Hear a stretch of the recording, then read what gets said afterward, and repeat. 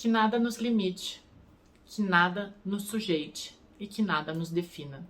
Que a liberdade seja a nossa própria expressão. Afinal, viver é ser livre. A frase é da Simone de Beauvoir, mas nunca foi tão atual. Nesse vídeo a gente vai falar sobre Daniel Alves, Shakira, Miley Cyrus e também no final do vídeo eu vou falar sobre as eleições no Congresso Nacional.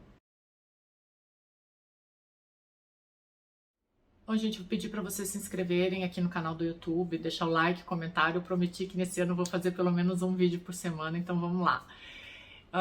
Eu queria começar falando desse caso do Daniel Alves, que supostamente agrediu sexualmente uma mulher.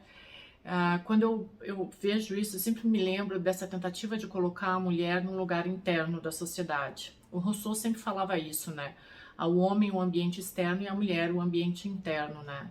O Daniel Alves, ele vai trocando o depoimento dele, tentando desqualificar a vítima o tempo inteiro, tirar a razão dela, né? Vale lembrar que essa mulher que está acusando ele, ela não quer indenização, ela quer simplesmente que ele seja punido pelo que fez, e se ele realmente fez isso, tem que ser. Mas isso me lembra muito aquela história dos resquícios coloniais e que ainda existem hoje em dia, de que a mulher ela tem que ser submissa ao homem, ela precisa do homem e ela lhe deve obediência, porque daí em troca ela tem a proteção dele, né? E em função disso ela cuida da casa, ela cuida dos filhos, ela cuida da comida, ela cuida do ambiente interno, que é o que o Rousseau falava muito, né? E quando ela tenta questionar esse senhor, a ela é tirada a possibilidade de fala. É como se o masculino todo o tempo se sobrepusesse ao feminino, né? Então a mulher acaba virando um objeto, um ser inanimado sem o poder de fala, né? E isso fica muito explícito nesses casos de violência sexual. A gente viu o que aconteceu com o Robinho, e isso está muito claro no caso do Daniel Alves, né? E aí, só para a gente ir na mesma linha de raciocínio, eu vou pegar alguns outros exemplos de mulheres que tentam se impor ou pelo menos não seguir o modus operandi do que a sociedade espera delas. Por exemplo, a Miley Cyrus e a Shakira, né? As duas lançaram músicas agora em relação às traições dos ex-maridos, né? Mas não antes, sem serem criticadas tremendamente, né? A Miley Cyrus, quando terminou o casamento dela, ela foi acusada de sair com Hollywood inteira, né? Então os jornais chamavam ela de vagabunda, porque ela resolveu sair com outras pessoas, homens e mulheres, né? E a Shakira foi criticada justamente por ter sido explícita demais na música sobre o fim do casamento dela, né? Por que isso? Porque as mulheres, elas têm que sofrer dentro de casa, sozinhas. Elas têm que cuidar da família. Eu retomo o ponto do Rousseau. Elas têm que ficar no ambiente interno da casa, enquanto os homens, esse sim, terminou o casamento, segue a vida, que nem o Piquet, já foi para um estádio, vai para um ginásio, vai para festa, se saiu com outras mulheres, ele superou o relacionamento anterior, se a mulher sai com outros homens, é vagabunda. E isso ficou muito explícito no caso dessas duas, né? A Miley Cyrus foi traída 14 vezes, né? E mesmo assim as pessoas criticam ela pelas atitudes, né? A Shakira teve uma traição, foi humilhada mundialmente e ainda é criticada por expor da única forma que um artista sabe expor, através da sua arte, né? A Shakira canta, então, portanto, ela fez o que é certo, mas é muito bom ver quando essas mulheres reagem ao que estão impondo a elas, mas nunca de uma maneira fácil.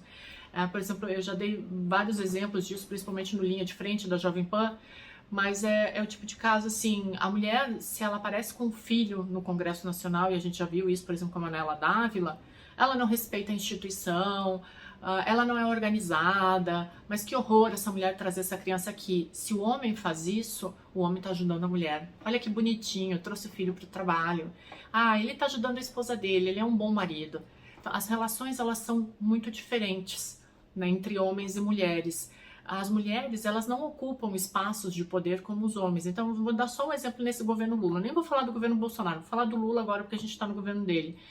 Mas as mulheres não chegaram no primeiro escalão do governo, elas foram para os segundos e terceiros escalões.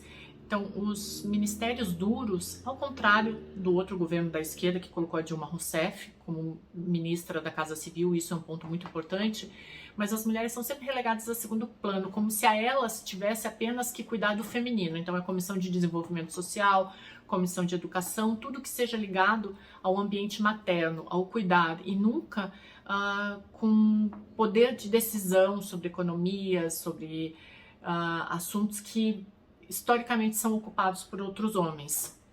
É claro que esse governo da esquerda ele tem sido diferente, sim, mostrou isso ao longo do tempo. É claro que a gente sempre faz análise de que no primeiro escalão, nos primeiros anúncios, ficou o núcleo duro do PT, mas isso é uma outra análise, né? A gente não pode reduzir simplesmente a ocupação das mulheres, mas isso acontece o tempo inteiro na política.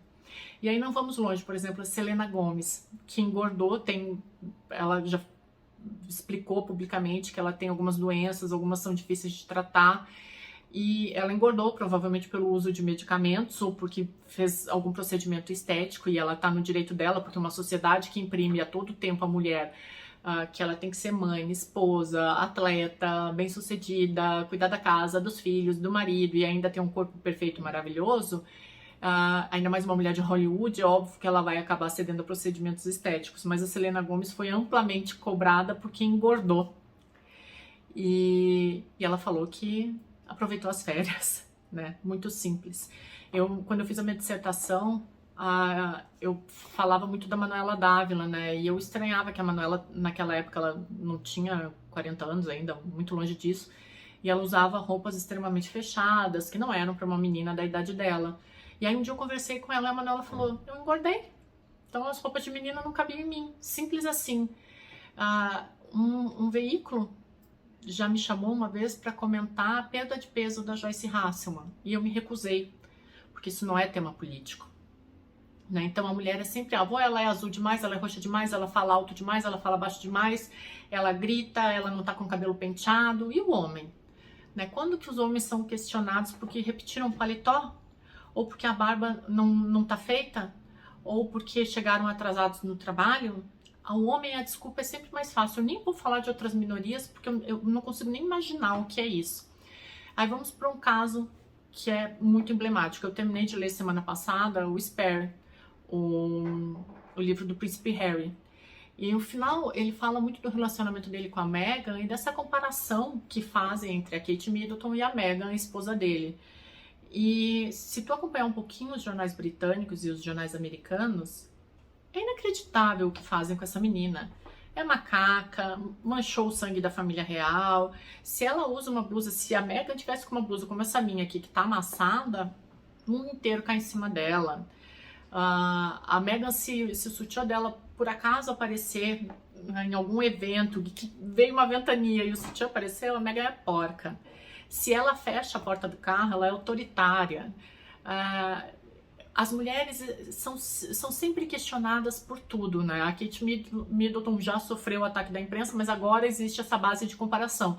Como tentaram fazer com a Miley Cyrus e como acontece aqui no Brasil o tempo inteiro. Não é à toa que esses sites e revistas de fofoca acabam tendo uma grande vendagem, são as maiores vendagens hoje do meio de comunicação, né? Então, existe uma cobrança da mulher e muitas vezes até por parte das outras mulheres. Então é muito difícil tu lidar com uma sociedade que está sempre te exigindo um padrão inalcançável, né? Isso é muito complicado. É esse papel que é atribuído à mulher como se ela fosse simplesmente um bibelô, né? Eu acho que a gente tem que mudar essas posturas, mudar as posturas também em relação às minorias, né? O Brasil é o terceiro país com maior diferenciação étnico-racial do planeta. Eu falo, obviamente, de mulheres, porque por mais que eu tente me colocar no espaço de uma pessoa negra, de um transexual, eu não vou conseguir, eu nunca vou saber o que essa pessoa está sentindo. Como mulher, sim, e eu estudei isso por muitos anos, né? Então é aquilo que eu falo tanto, é quando a liberdade de expressão extrapola para o discurso do ódio. E aí, para finalizar, falar das eleições na Câmara e no Senado, que são agora na próxima semana. É bem possível que o Arthur Lira seja reconduzido à presidência da Câmara, mas aí nada no Brasil é totalmente de graça, né? O Arthur Lira tem um grande problema. Ele, além da composição da mesa, que ele deve compor com muitos dos aliados do governo Lula, porque o Lula está apoiando ele tem um problema porque ele também tem que acomodar o PL e os outros partidos de oposição, porque esses partidos também vão votar nele para a recondução da casa. Então, o Arthur Lira tem uma bomba nas mãos que se chama a toda poderosa CCJ, Comissão de Justiça da Câmara, e a Comissão de Agricultura, que são as duas comissões mais poderosas da casa. Ele vai ter que acomodar esses partidos políticos lá. Provavelmente vai dar ao PL ou a Comissão de Agricultura ou a CCJ, e ele já falou que vai criar mais 5 comissões, vamos na esteira do governo que já criou 37 ministérios, né, criou 10 ministérios a mais, ele vai criar mais 5 comissões para acomodar todos os apoiadores. É regra do jogo? Não é uma regra explícita, mas pode ser feito. Mas isso mostra também muito do que o Arthur Lira está disposto a fazer para ser reconduzido à presidência da Câmara, né?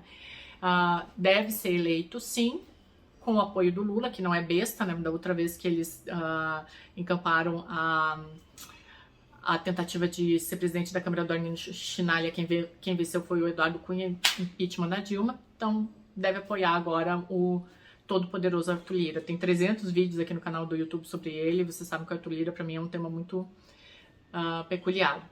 E no Senado existe essa disputa entre o Rodrigo Pacheco e o Marinho. O Marinho é o candidato bolsonarista. Então, a gente está até falando num terceiro turno entre Lula e Bolsonaro, justamente por essa disputa do Marinho. O Marinho tem agora, hoje, na contagem, ele tem 13 votos e o Pacheco 22.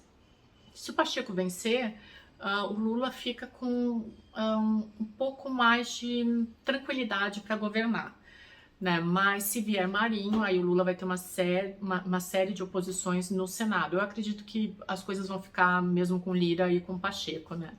E aí o PL vai ter que se reposicionar. Como é o partido do Valdemar Costa Neto, eu acredito que em muitas situações o PL vai votar junto com o governo, porque existe ainda orçamento secreto, que está na Comissão Mista de Orçamento, existem votações que são importantes para o PL, que devem entrar na pauta nesse ano. Então, no fim, a gente não sabe, eu estava conversando com o Chico Alencar e com a Paula Valdez essa semana na Bandeirantes, a gente não sabe mais quem é centrão, quem é oposição, quem é esquerda, porque existe essa fragmentação dos partidos, né, que eu falo tanto. Em 1998, os 5 maiores partidos da República tinham 85% dos votos, mais ou menos isso. Em 1998, esses mesmos 5 partidos tiveram 34% dos votos. Então, isso mostra um personalismo da política brasileira, uma alta fragmentação partidária, o fim dos partidos, né, ou um grande enfraquecimento dos partidos. E aí, lá no Congresso, o que acontece é que não existe mais ideologia, existe cada um por si. Então, para acomodar tudo isso, a gente parte para o fisiologismo, né? Toma lá da cá, balcão de negócios, porque não existe mais um bloco ideológico, como era, por exemplo, PT e PSDB.